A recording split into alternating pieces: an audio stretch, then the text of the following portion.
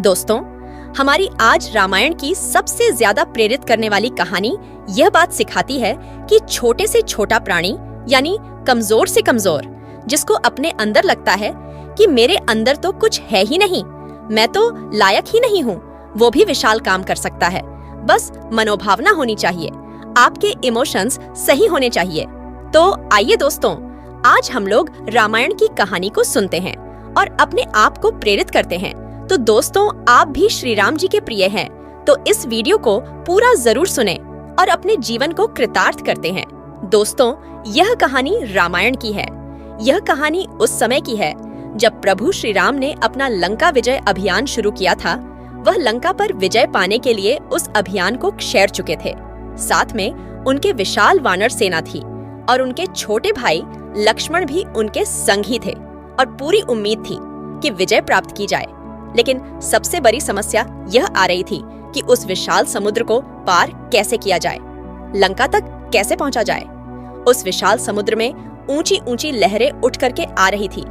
इतनी विशाल सेना उस समुद्र को ना तो तैर करके पार सकती थी और ना ही उड़ करके पार कर सकती थी। प्रभु श्री राम ने बहुत बार प्रार्थना की, विनती की कि समुद्र देव शांत हो जाइए, लेकिन उधर से कोई उत्तर नहीं मिल रहा था।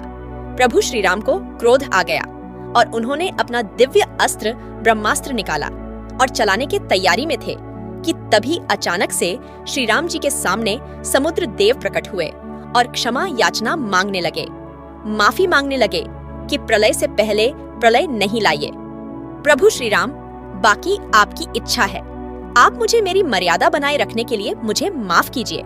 अगर आप मुझे माफ नहीं करेंगे तो सब कुछ खत्म हो जाएगा, जल का जो रूप है वो खत्म हो जाएगा, ऐसा मत कीजिए। प्रभु श्री राम कहा, फिर क्या किया जाए, इसे पार करके लंका कैसे पहुंचा जाए?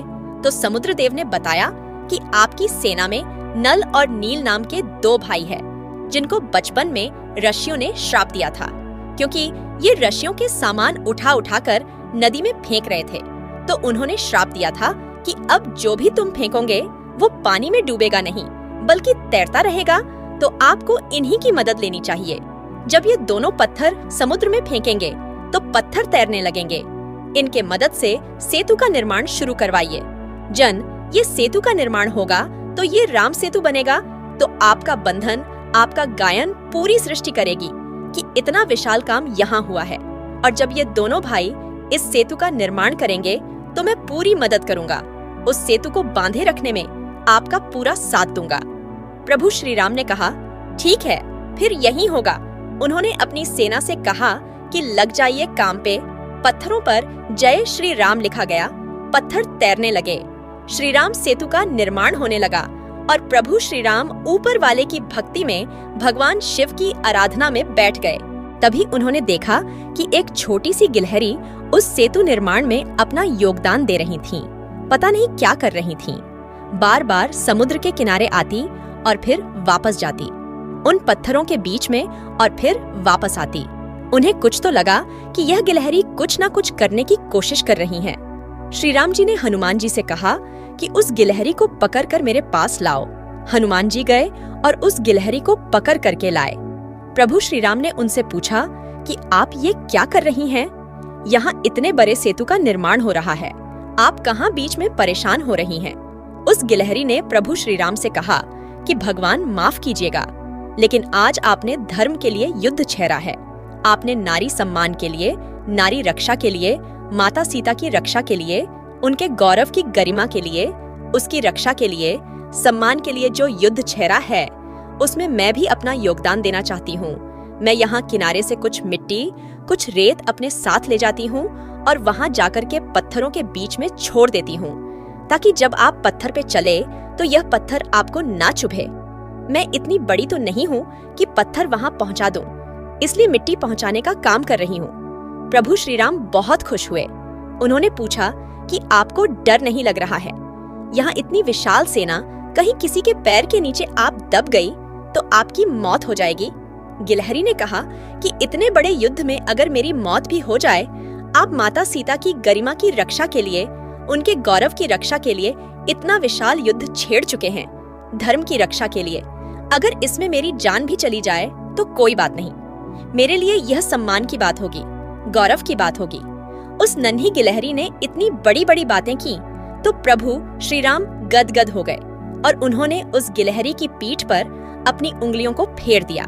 कहा जाता है कि गिलहरी की पीठ पर वो जो निशान होते हैं वो प्रभु श्री राम की उंगलियों के निशान है।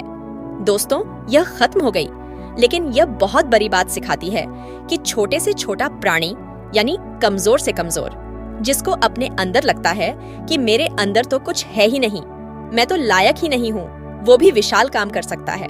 बस मनोभावना होनी चाहिए, आपके इमोशंस सही होने चाहिए। अगर आपको लगता है कि यह काम आपके लायक नहीं है तो आप अपनी ताकत का अंदाजा लगाइए। आप सब कुछ कर सकते हैं, आप चमत्कार कर सकते हैं। छोटे से छोटा व्यक्ति भी बड़े से बड़ा काम आसानी से कर सकता है। बस सही इमोशंस की, सही मेहनत की जरूरत है। और दूसरी बात, जितना हो सके उतना इस दुनिया के काम आते रहिए, औरों के काम आते रहिए, उनके चेहरे पर मुस्कान लाने का काम करते रहिए। दोस्तों, आपको हमारा यह रामायण की सबसे ज्यादा प्रेरित करने वाली कहानी कैसा लगा? आप हमें कमेंट करके बताएं और हमारे इस कहानी को शेयर और लाइक करना ना भूलें। धन्यवाद दोस्तों।